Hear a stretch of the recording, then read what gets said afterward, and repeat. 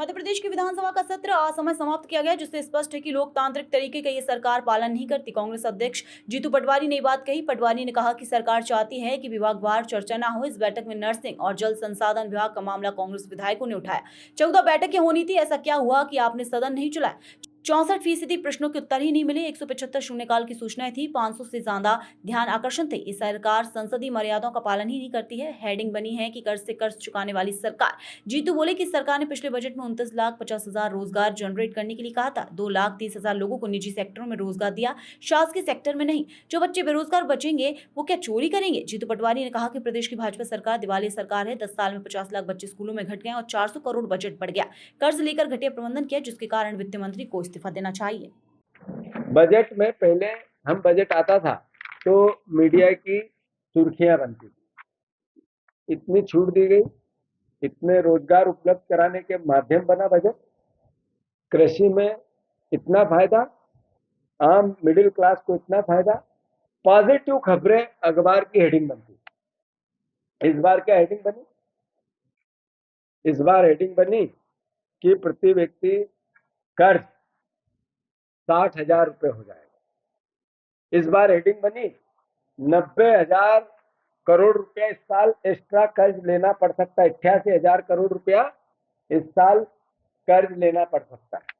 इस बार हेडिंग बनी कि सरकार ने 64% जो बजट टोटल पिछला किया था उसका खर्च ही नहीं, 64% ही खर्च कर पाए, यानी बचा हुआ 36% इस सरकार ने पिछला खर्च ही नहीं किया। हेडिंग बनी कि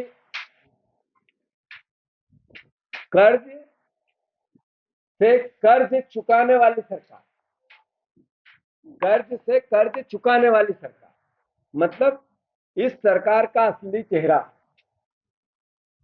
सिर्फ, मैं बार बार बोलता था, कर्ज, क्राइम और करप्शन, कर्ज लेना, करप्शन करना और क्राइम को पालना और पोषना इस सरकार का मुख्य एजेंडा था। अब आप देखो कि 2023 की स्थिति में प्रदेश का कुल कर्ज था 3,19,000 करोड़ रुपए। उसमें 2024 में आते आते ये 3,75,000 करोड़ रुपए के आसपास हो गया। अगर जो अनुमानित कर्ज की भावना बताई जा रही है, जो सरकार के बजट से भी सिद्ध होती है, ये पहुंच जाएगा 4,41,000 करोड़ रुपया। तो अल्टीमेटली प्रति व्यक्ति 60,000 रुपए के कर्ज में होना है इस सरकार का, जो आज पैदा होगा और जो आज जिसकी मृत्यु होगी। सवाल ये है कि एक सरकार का उद्देश्य क्या होता है कर्ज लेने का या बजट का? कि जनता की जन सुविधाएं बढ़े, आधारभूत विकास हो, बच्चों को रोजगार मिले और साथ ही साथ अल्टीमेटली समृद्धि आए।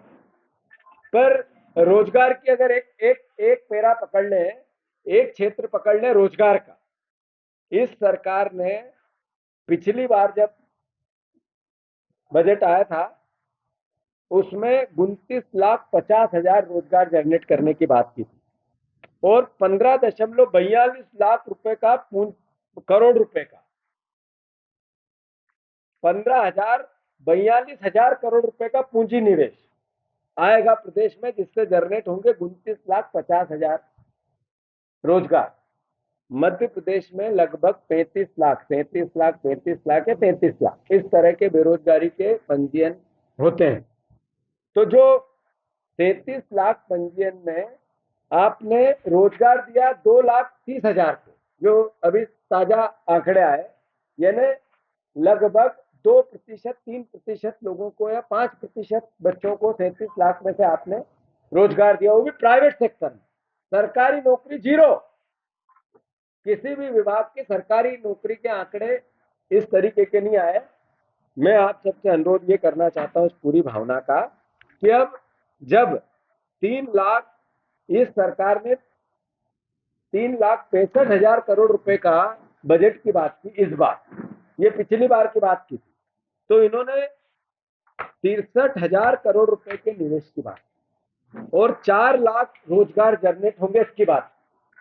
मतलब पहले पिछली बार जो रोजगार के कार्यालय का पंजीयन था 35 लाख, उसमें से दिए 2 लाख को, बचे 33 लाख, उसमें से 4 लाख रोजगार जनरेट करेंगे। इसका मतलब जो 30 लाख बच्चे बेरोजगार होंगे, ये क्या चोरी करेंगे? इसके लिए सरकार का क्या प्रोविजन? और फिर ये बजट बढ़ाया क्यों गया? आखिर अल्टीमेटली जब सीएजी की रिपोर्ट ये कहती है कि आप 64% ही बजट यूज करते हो, तो ये इतना भारी भरकम बजट क्यों किया गया? हर बार क्यों किया जाता है? इसलिए कि हम अपनी समृद्धि बता के कर्ज ले सके, इसलिए कि लोगों की आंखों में धूल झोंक के आम जनता को मूर्ख बना जा सके। अरे एक बजट का मूल उद्देश्य होता है, साधारण भाषा में हम समझे, जो परिवार पूरा पालन पोषण जीवन यापन करने के लिए सिर्फ कर्ज पे डिपेंड होता है, तो अल्टीमेटली उसको दिवालिया होना पड़ता है। हमारी सरकार इस नाते दिवालिया सरकार है। हमारा जो मूल